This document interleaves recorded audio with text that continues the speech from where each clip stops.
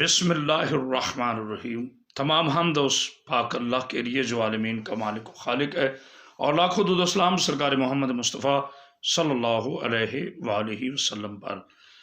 سامعین محترم، میں آج ایک مجلس کے سلسلے میں گجرات کے ایک نواحی گاؤں میں حاضر خدمت ہوا ہوں۔ تو مجھے ایک مومن بھائی نے یہ کلپ دکھایا بھارت کے مولوی عابد بالگرامی کا، جس نے امام حسین علیہ السلام کی پاکیزہ ذات کے لیے نہایت جسارت کی ہے۔ میں جیسے کہ آپ پہلے بھی جانتے ہیں، میں کئی مرتبہ کہہ چکا ہوں، میں اسی جگہ پر ہی، مجلس کی جگہ پر ہی بیٹھ کر بھی ان کے گھر میں حاضر خدمت ہے، تو یہ کلپ بنا رہا ہوں۔ میں پہلے بھی کہتا ہوں کہ میری گفتگو شیعہ سنی دیوبندی اہل حدیث کسی مسلک کے خلاف نہیں ہوتی، بلکہ اس بات کے خلاف ہوتی ہے جو ایک فرد واحد کرتا ہے۔ اور ایسے لوگ نہ شیعہ سنی دیوبندی اہل حدیث ہوتے ہیں، بلکہ یہ خود ساختہ بو جہلی بو لہبی علم کے ماخذ ہوتے ہیں، اور ایسے ہی لوگ عالم اسلام میں رخنا کا باعث بنتے ہیں۔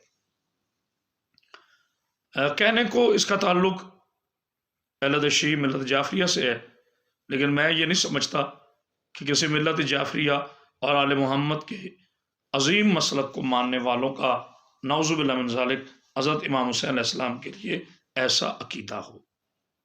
اس نے، میں وہ لفظ بھی نہیں دہرا سکتا، اس کا کلپ دیکھیں اور اس کے بعد میں گفتگو کرتا ہوں۔ خون پاک نہیں ہوا، اسے کہ قرآن بولا وہ نجس ہے تو وہ نجس ہے، لیکن جہاں گرا وہ زمین پاک ہو گئی۔ اثر دیکھو، پاور دیکھو خون حسین کا۔ میں یہ نہیں بول رہا خون پاک ہے، کسی کا خون پاک نہیں، اس لیے کہ قرآن بولا کہ خون نجس ہوتا۔ میں ویری کلیئر کرنا چاہتا، کوئی غلط نہیں سمجھے، خون نجس ہے، نجس ہے، کسی کا بھی خون ہو۔ نعوذ باللہ، نقل کفر نباشد۔ آپ نے اس کی جسارت بھری اس گفتگو کو سنا، اور میں کہتا ہوں کہ میرے پاس الفاظ نہیں ہے کہ میں اس جاہلانہ اور خود ساختہ گفتگو کا کس انداز میں رپلائی کروں۔ بہرحال، جب تک حق ہے اس کے ساتھ ایسے باطلانہ عقیدے بھی موجود ہیں۔ اس نے کہا ہے کہ نعوذ باللہ من ذالک خون کسی کا بھی پاک نہیں ہوتا۔ یقیناً جو محمد و اہل بیت کی ذات پر اس انداز سے بازاری زبان اور جہالت بھری زبان استعمال کرے، اس کا خون واقعی اچھا نہیں ہوتا۔ تم اپنے خون کی فکر کرو۔ امام حسین علیہ السلام وہ ذات ہے جن کا خون عطر خون رسول اللہ ہے، جن کا نور عطر نور رسول اللہ سے ہے۔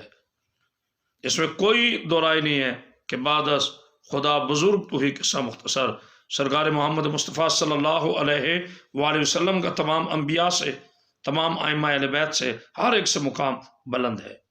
لیکن جب میرے آقا سرور کائنات نے، جن کے زبان اقدس پر وحی کے پہرے ہیں اور جن کے زبان عطر کا صدقہ قرآن کی صداقت و شرافت قائم ہے، جب انہوں نے فرما دیا الحسین منی وانا من الحسین، تو پھر کسی ملعون کی جرت نہیں ہے جو اس حدیث رسول کا انکار کر سکے۔ آپ نے صرف امام حسین علیہ السلام کی ذات پر نہیں بلکہ توہین رسالت بھی کی ہے، کیونکہ رسول اللہ صلی اللہ علیہ وآلہ وسلم نے فرمایا کہ حسین مجھ سے ہے، میں حسین سے ہوں، تو گویا خون رسول ٹھہرے خون حسین، نور رسول ٹھہرے نور حسین۔ اور جناب علی علیہ السلام کے لیے بھی میرے آقا نے یہی فرمایا تھا کہ لحمک لحمی دمک دمی، میرا خون بھی تو ہے، میرا گوشت بھی تو ہے، میرا پوست بھی تو ہے، میرا بھائی بھی تو ہے، میری منیت بھی تو ہے۔ آپ کو ذرا سے بھی شرم نہیں آئی ایسے جملے استعمال کرتے ہوئے؟ یقیناً کہنے کو تو اس کا تعلق فقہ جعفریہ سے ہے، مسلک تشیع سے ہے، لیکن میں الحمدللہ یقین سے کہہ سکتا ہوں کہ اپنے آپ کو محمد و اہل بیت کا غلام کہلانے والا کبھی اتنی جسارت نہیں کر سکتا۔ شیعہ کے بچوں سے لے کے بزرگوں تک کوئی اہل سنت، کوئی عاشق رسول، ایون کہ کوئی بھی مسلک اتنی بڑی جسارت کر ہی نہیں سکتا کہ وہ خون امام حسین علیہ السلام کو معاذ اللہ یہ الفاظ کہے۔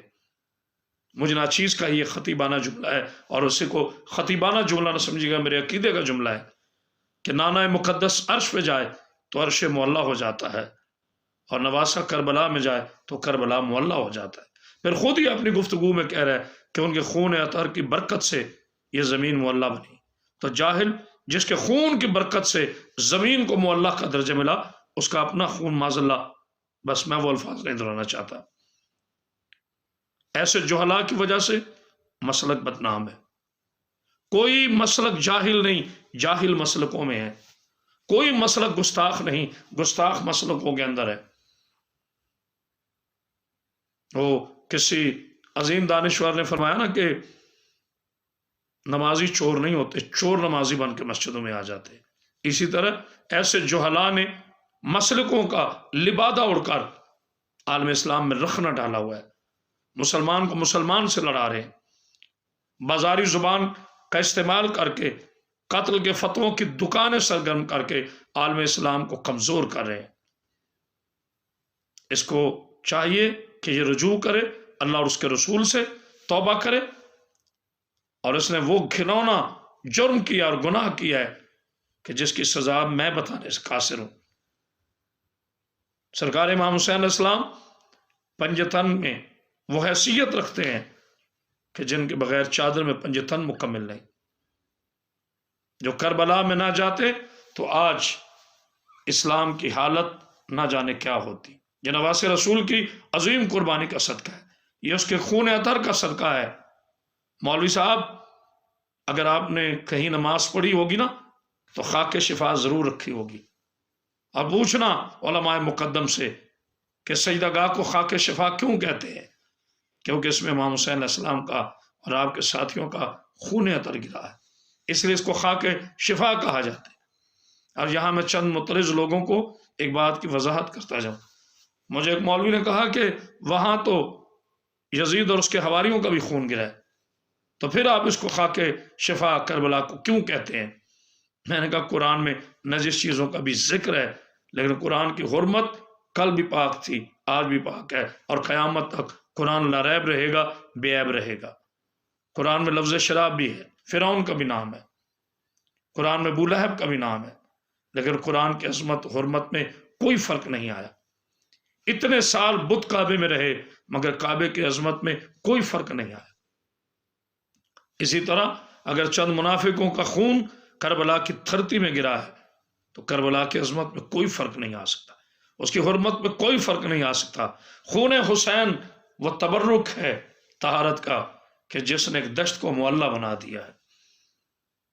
کوئی بھی بات کہنے سے پہلے کسی مستند عالم دین سے، کسی اپنے بڑے سے، کسی استاذہ سے اپنی اصلاح کروائیں، سوچ سمجھ کے جملے کہیں۔ خدا کی قسم دل خون کے آنسو رو رہا ہے کہ اس معاشرے میں ایسے ایسے بھی گستاخ ہیں جنہیں پتہ ہی نہیں چلتا وہ کیا کہہ رہے ہیں۔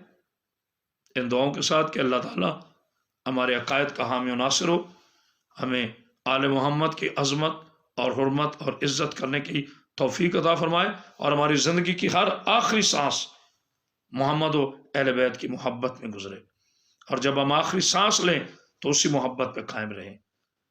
وسلام تو فیال۔